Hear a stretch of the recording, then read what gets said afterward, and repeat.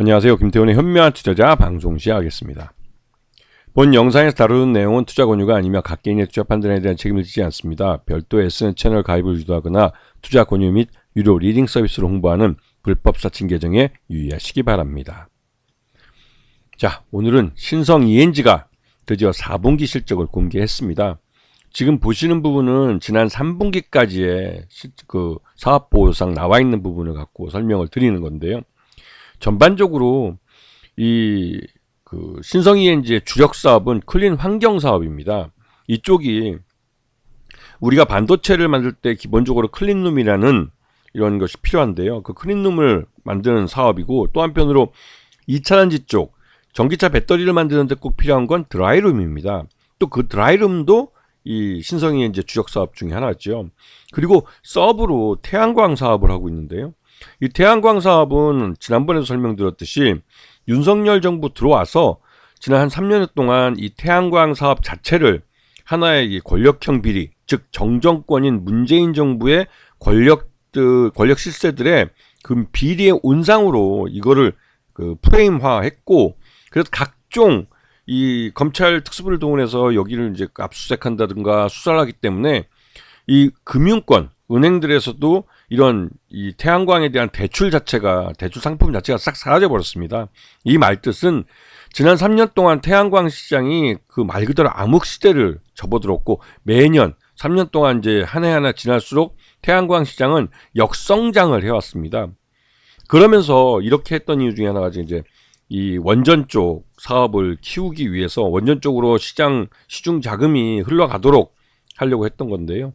이 원전 테마주들은 그런데 의외로 또 움직이지 못했죠. 왜냐면 이 우리나라만 이 시대를 역행하는 이 원전 사업을 벌인다 해서 이게 되는 게 아닙니다. 왜냐면 우리나라 기업들은 또 원전 사업이 대표적으로 이제 내수 시장 사업이긴 하지만 전 세계적으로 흐름이 새로 원전을 짓기보다는 기존의 노후한 원전을 폐로하는 쪽으로 가고 있는데, 그러한 흐름과 정반대로 투자를 해야 되기 때문에 기업들이 나서지 않는 것이죠. 이거는 그렇다고 정부가 대규모 자금을 투입을 해서 이 기업들이 따라오도록, 즉 우리들의 세금으로 그 기업들이 먹을 게 있다는 걸 확인하고 들어오게 했어야 되는데, 실제로 부자 감세를 통해서 윤석열 정부는 3년이 지나는 동안 막판에는 거의 테크니컬 디폴트 상태에 빠져버렸죠. 즉 기본적으로 공무원들 월급 주고 하는 것 외에는 신규로 할 수 있는 게 아무것도 없었습니다.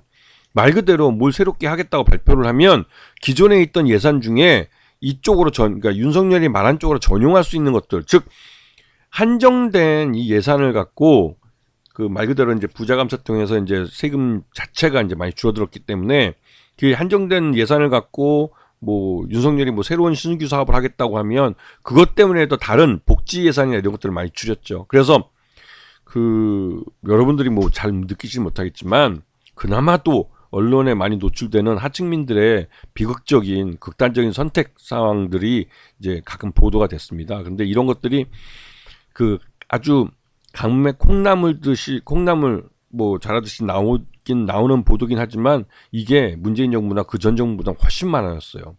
마치 이제 박근혜 때나 또 이명박 때 보듯이 이러한 하층민들의 극단적인 선택을 하는 그런 상황으로 내몰리는 건 그동안 우리 한국 사회가 만들어왔던 사회 안전망들이 많이 사라졌다는 의미이기도 합니다. 그만큼 이 윤석열 정부가 테크니컬 디폴트 상태에 빠져버리면서 발생한 상황이었죠.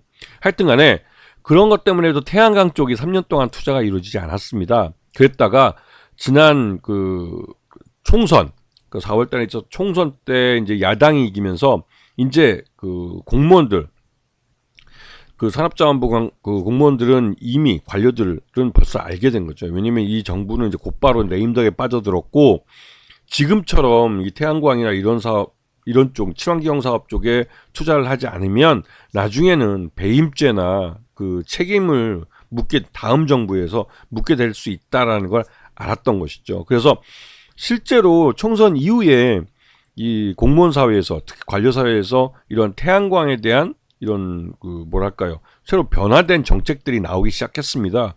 그러다가 이제 12월 3일 날 윤석열의 불법 계엄령이 발동하고 나서 실패하면서 이 대기업들도 본격적으로 아리백 투자를 이제 늘려가기 시작했고 예산을 즉 2025년 아리백 투자에 대한 예산을 연말에 12월 달에 급하게 마련했습니다.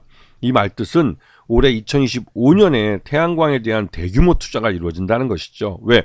지난 3년 동안 못했던 것을 최대한 빨리 해서 지금 아리백에 대한 달성을 목표대로 2050년까지 탄소 제로의 그 에너지 사용을 완성을 시켜야 되기 때문에 우리는 3년 동안 그걸 반대되는 행보를 했기 때문에 더 빨리 투자를 해야 되는 것이고 그런 면에서 올해 2025년에 태양광 업체들은 꽤 상당한 실적 호전을 보여줄 가능성이 큽니다.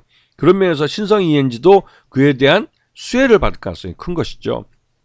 여기다가 작년까지 이 윤석열 정부에서 이제 그 갑자기 용인에다가 반도체 클러스터를 크게 짓겠다고 그래서 삼성에게도 평택에다가 반도체 원래 그 삼성은 평택 반도체 공장을 1단계, 2단계 해가지고 굉장히 크게 그 세계 최대의 반도체 직접 단지를 만들려고 했었습니다. 그런데 이 2단계 공사가 지금 중단되어 있었죠. 왜냐면 용인에다가 투자를 하라고 윤석열 정부가 압박하고 있는데 실제로 이 용인에다가 투자할 경우에는 평택하고의 중복 투자 문제가 발생합니다.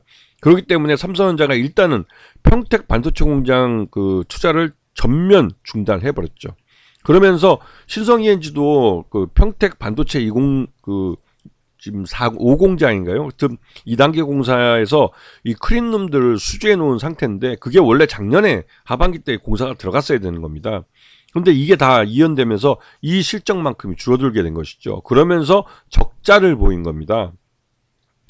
그 정상적으로 평택 반도체 2단계 공사가 됐다면 신성 ENG는 작년 상반기 중에 흑자로 돌아섰을 가능성이 큽니다. 물론 이 미국 쪽 북미 지역에 이 2차전지 그 공장들의 이제 드라이룸 이게 이제 전반적으로 공사가 좀 이연된 것도 있지만 이 전기차 캐즘에 따른 드라이룸 공사는 이 클린룸에 비할 바는 아니죠. 아직까지는.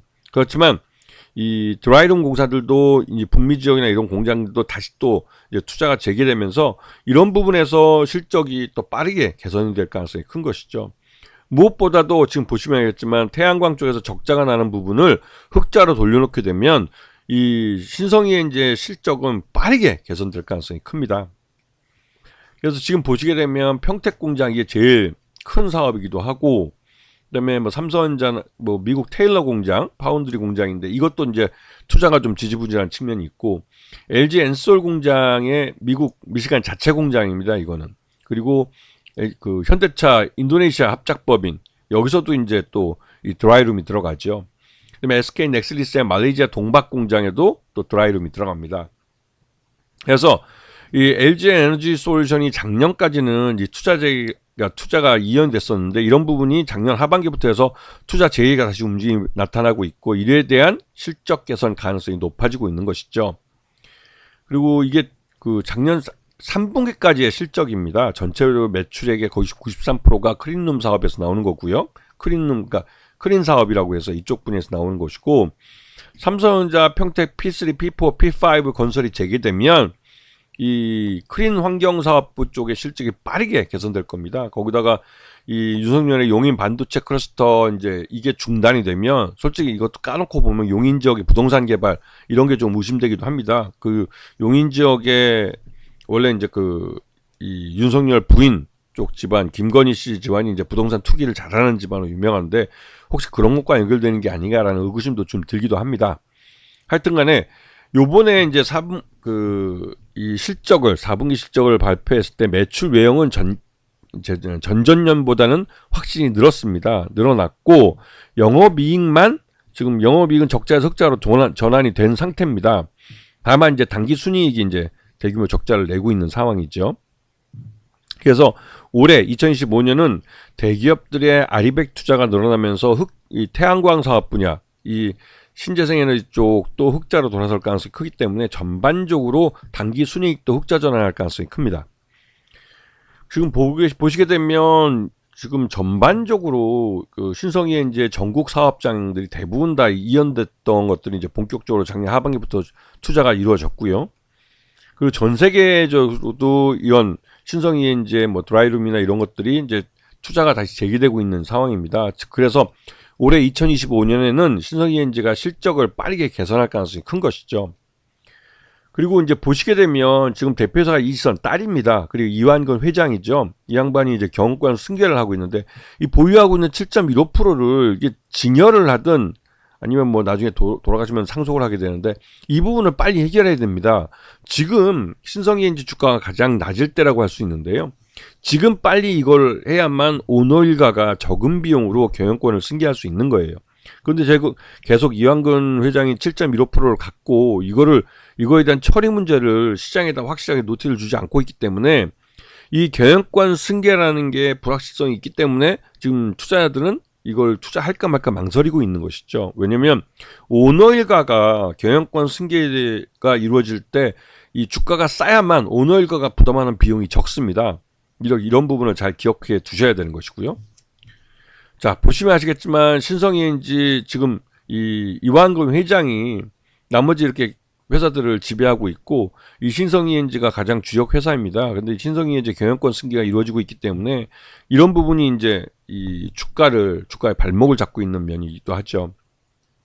그리고 뭐 지금 태양광에 대한 이런 수주가 나오기 시작했다는 거 이것도 봐주시면 좋을 것 같고 그리고 신성이엔지는 이런 이 음압병동도 개발할 수 있기 때문에 이 감염병이 확산돼도 거기에 대응할 수 있는 회사이기도 합니다. 그래서 이제 국내 아리백 투자가 이제 본격화되고 있다는 거 한번 봐주시고 그리고 이제 신성이엔지 기관과 외국인들 매매 동향을 보시면 외국인 투자자들이 1월 말 2월 초 이 사이에 집중적으로 매도를 했던 물량을 다시 걷어들이고 있습니다. 그리고 지금 주가가 그래서 이제 뭐 적자 기업이다 보니 또 경영권 승계도 해야 되고 해서 주가가 지난번 12월 9일 날 1,030원 바닥 가격을 찍었고요. 그리고 이제 주가가 이제 본격적으로 실적을 갖고 이제 반등을 할 수 있는 그런 타이밍인데 그 신성이엔지의 주가 발목을 잡고 있는 건 지금 이제 오너일가의 경영권 승계입니다.